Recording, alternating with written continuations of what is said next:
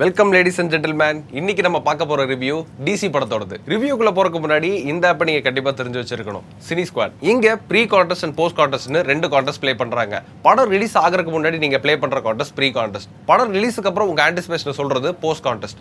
உங்களுக்கு எந்த கான்டெஸ்ட் பிடிச்சிருக்கோ மறக்காம இப்போ ட்ரை பண்ணி பாருங்க. Try now App Store and Play Store. இப்போ டிசி படத்தோட கதைக்கு போயிருவோம். தேவதாஸ் வர லோகேஷ் சின்ன வயசுலயே ஒரு கிரைம் பண்ணிட்டு ஜெயிலுக்கு போயிடுறாரு. அங்க ஒரு கேங்கா ஃபார்ம் ஆகுறாரு. ரீசனபிளா இருக்கிற விஷயத்துக்கு மட்டும் தன்னோட கிரைம்னால அந்த விஷயத்தை சால்வ் பண்ணி வைக்கிறாங்க. இந்த மாதிரி சிச்சுவேஷன்ல ஒரு சாதாரண கிரைமை போலீஸ் தடுக்கும். பட் போலீஸே அந்த கிரைம் பண்றவங்களா இருந்தா இவங்களை யார் தடுப்பாங்கற क्वेश्चन போகும்போது இந்த கேங் தான் அதை சால்வ் பண்ற மாதிரி வராங்க. இந்த மாதிரி சிச்சுவேஷன்ல ஒரு கிரைம் பண்ண போகும்போது வமிகாவை மீட் பண்றாரு. அதாவது சந்திராங்கற கேரக்டர். தேவதாஸ் அண்ட் சந்திரா இவங்க ரெண்டு பேர் கேரக்டர்ல மட்டும் தான் இந்த படம் ரிவால்வ் ஆகுது.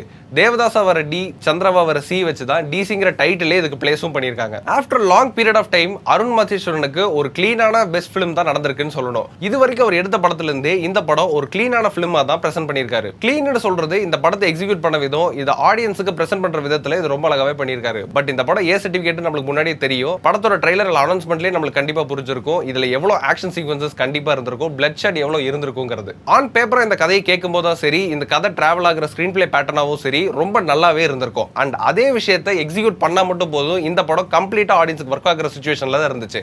அந்த ஒர்க்கை அருண் மாதேஸ்வரன் ரொம்ப நீட்டாவே பண்ணியிருக்காரு. லோகேஷ் கனகராஜோட ஆக்டிங் டெபியூட்ல இது ஒரு நல்ல பிலிம்னே கண்டிப்பா சொல்லலாம். பட் லோகேஷ் அவரோட பெஸ்ட் கொடுத்திருக்காரா அப்படின்னு கேட்டா அது டவுட் தான். நெக்ஸ்ட் சந்திராவா வர வமிகா படத்தோட கோர் கேரக்டர்ல ஒன் ஆஃப் தான் வராங்க. அது எந்த அளவுக்கு ஷோல்டர் பண்ணணும், படத்தை எந்த அளவுக்கு எலிவேட் பண்ணணும், ஆடியன்ஸ் எப்படி தன்னோட ஆக்டிங்ல ஹூக் பண்ணணும் அப்படிங்கிற எல்லா ஆஸ்பெக்ட்டுமே இந்த படத்துல ரொம்ப அழகாவே பண்ணிருக்காங்க. படம் முழுக்க ஆக்ஷன் சீக்வென்சஸ் எல்லாருமே சண்டை போடுறாங்க. பிளட் ஷெட்ல இருக்கும்போது ஒரு சப்டலான கேரக்டர், ஒரு லோ லைஃப் வாழ்ற கேரக்டர் இந்த ஆக்ஷன் சீக்வென்ஸ்ல வந்தா எப்படி ஸ்ட்ரகிள் பண்ணும், எப்படி இந்த லைஃபை எடுத்துக்கோ அப்படிங்கிற கேரக்டரைசேஷன் எல்லாமே இவங்க ஸ்டெப் பை ஸ்டெப்பா ப்ராக்ரஸ் ஆகுறது, அன்நேச்சுரலா வர எல்லா இடத்தையுமே தன்னோட ஆக்டிங்ல ஆடியன்ஸுக்கு நல்லாவே பிரசன்ட் பண்ணியிருந்தாங்க. மத்த அருண் மாதேஸ்வரன் படம் மாதிரியே மினிமலான கேரக்டர்ஸ் வச்சு கதையை கொண்டு போவாங்க. அதே மாதிரி தான் டிசி படத்திலயுமே கொண்டு போயிருந்தாங்க. இந்த படத்திலயுமே மினிமலான கேரக்டர்ஸ் வச்சு ஸ்டோரியை ரிவால்வ் பண்ணது, அந்த ஆக்டர்ஸோட ஆக்டிங் கதையை எந்த இடத்துலயும் டிஸ்டர்ப் பண்ணாம எந்த அளவுக்கு எலிவேட் பண்ண முடியும், எந்த அளவுக்கு புஷ் பண்ண முடியுமோ அந்த வேலை எல்லாமே சப்போர்ட்டிங் கேரக்டர்ஸ் ரொம்ப நல்லாவே பண்ணிருக்காங்க. அண்ட் ஃபைனலா படத்தோட ரியல் ஹீரோன்னு சொல்ற அளவுக்கு ஒர்க் பண்ணிருக்க அனிருத். Let's go. அனிருத் மட்டும் இல்லைன்னா இந்த படத்துக்கு வந்திருக்க அட்டென்ஷன், இந்த படம் சேல் ஆகிறது, இந்த படத்தை ஆடியன்ஸ் கிட்ட கொண்டு போறது எதுவுமே நடந்திருக்காகிறது தான் எனக்கே தோணுது. ஏன்னா ரீசெண்டா ஒர்க் பண்ண அனிருத் பிலிம்ஸை விட இந்த படத்துல ஒரு எக்ஸ்ட்ரா எஃபர்ட்டாவும் ஃபீல் ஆச்சு. இந்த படத்துக்கு ஒரு ஸ்பெஷல் டியூன்ஸ், டிஃபரண்ட் சவுண்டிங் கொடுத்ததாவுமே இந்த படத்துக்கு ஃபீல் ஆச்சு. அண்ட் அது அத்தனையுமே படத்தோட கதையுமே ரொம்ப அழகா கரெக்ட் ஆனதுனால இந்த சாங்ஸ் எல்லாமே அதை ரொம்ப அழகா எலிவேட்டும் பண்ணுச்சு. டீம் இதை ரொம்ப அழகா புரிஞ்சு வச்சிருக்காங்க. அனிருத் தான் இந்த படத்துக்கான செல்லிங் பாயிண்ட்னு. அண்ட் அனிருத் இதை கிளீனா புரிஞ்சுக்கிட்டு ஒரு மாஸ்டர் பிளாஸ்டரான பெர்ஃபார்மன்ஸ் தான் கொடுத்திருக்காரு. ஃபைனலா படத்தோட director Arun Matheswaran main lead character மட்டுமே இந்த படம் ஃபோக்கஸ் ஆகணுங்கிற ஐடியா ரொம்ப நல்லாவே ஒர்க் அவுட் ஆயிருந்துச்சு. ஒரு ட்ரெண்டிங்கான ஐடியாவோ இல்ல ஆஸ்பெக்ட் ஆஃப் ஃபிலிம் மேக்கிங்கோ இந்த மாதிரி பெருசா எதுவும் ட்ரை பண்ணாம படத்தை எந்த அளவுக்கு புரிய வைக்கணும், படத்தை எந்த அளவுக்கு நீட்டா எக்ஸிக்யூட் பண்ணணும், எமோஷனா எப்படி ஒர்க் ஆகணுங்கிறதுல மட்டுமே இவர் ஃபோக்கஸ் பண்ணியிருக்காரு. இந்த கதை அதை மட்டும் தான் எதிர்பார்த்திருக்குங்கிறத ரொம்ப அழகா அண்டர்ஸ்டாண்டும் பண்ணியிருக்காரு. அதை ரொம்ப நீட்டாவுமே பிரசன்ட் பண்ணியிருக்காரு.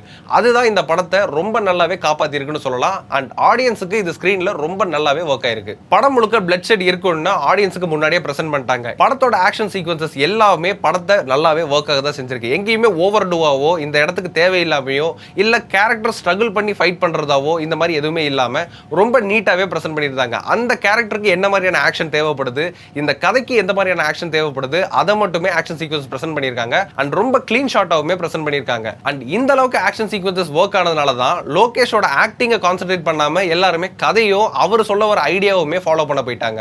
இந்த மாதிரி கேரக்டர் ட்ரிவனா கொண்டு போற ஸ்டோரியில நமக்கு நிறைய பெர்ஸ்பெக்டிவ்ஸ் தோணும். இதை எப்படி ஹேண்டில் பண்ணிருக்கலாம், இந்த கேரக்டர் இந்த மாதிரி ஹேண்டில் பண்ணிருக்கலாம், நிறைய பெர்ஸ்பெக்டிவ்ஸ் தோணும். அந்த மாதிரி எனக்கு ஒரு क्वेश्चन இருக்கு, அதை உங்களால முடிஞ்ச ஆன்சர் பண்ண பாருங்க. ஒரு கேரக்டருக்கு ஆல்ரெடி ஒரு ஃபீமேல் இன்ட்ரெஸ்ட் இருந்து அந்த ஃபீமேல்ல ஒரு கிட்டத்துல லூஸ் பண்ணதுக்கு அப்புறம் வேற ஒரு ஃபீமேல் அவங்கள மாதிரி இருக்காங்கன்னு அவங்க மேல இன்ட்ரெஸ்ட் வருதுங்கிறது எந்த விதத்துல இருக்குங்கிறத நீங்க மறக்காம கமெண்ட்ஸ்ல டிஸ்கஸ் பண்ணுங்க. அண்ட் ஃபைனலா படத்தோட டிராபேக்ஸ். இந்த படம் ஸ்டார்ட் ஆகிற கொஞ்ச நிமிஷத்திலேயே எக்கச்சக்க டைம் லைன்ஸ் வந்துருது. 2011 அந்த 2011 இருந்து ஒரு மாசத்துக்கு முன்னாடி அண்ட் நிறைய ஊர்ல இருந்து இந்த கதை நடக்கிறது. இது ஏன் ஒரு பிளேஸ் கார்டா கொண்டு வந்தாங்க, ஒரு டெக்ஸ்ட் கார்டு ஏன் கொண்டு வந்தாங்கிறதே ஒரு டவுட்ல தான் இருந்துச்சு. இவ்வளவு கார்ட்ஸ் போடும்போது நம்மளுக்கு படத்தோட ஸ்டார்ட் ஆகும்போதே ஒரு சின்ன டிஸ்ட்ராக்ஷன் ஏற்படதான் செஞ்சுச்சு. பட் அதுக்கப்புறம் ஸ்டோரி போன ஃப்ளோல தான் நம்மளால அண்டர்ஸ்டாண்ட் ஆனமே தவிர இந்த கார்டு எந்த அளவுக்கு ஹெல்ப் பண்ணுச்சுன்னு தெரியல. இந்த ஒரு விஷயத்தை தவிர்த்திருக்கலாம் தான் எனக்கு தோணுச்சு. அண்ட் லோகேஷோட ஆக்டிங் பெர்ஸ்பெக்டிவை இன்னமும் எக்ஸ்ப்ளோர் பண்ணாம விட்டுட்டாங்களோங்கிறதா எனக்கு தோணுது. நீங்க என்ன நினைக்கிறீங்கன்னு மறக்காம கமெண்ட்ஸ்ல சொல்லிட்டு இந்த ரிவ்யூ உங்களுக்கு பிடிச்சிருச்சுன்னா மறக்காம லைக் பண்ணிட்டு ஷேர் பண்ணிருங்க. Subscribe Cine squad.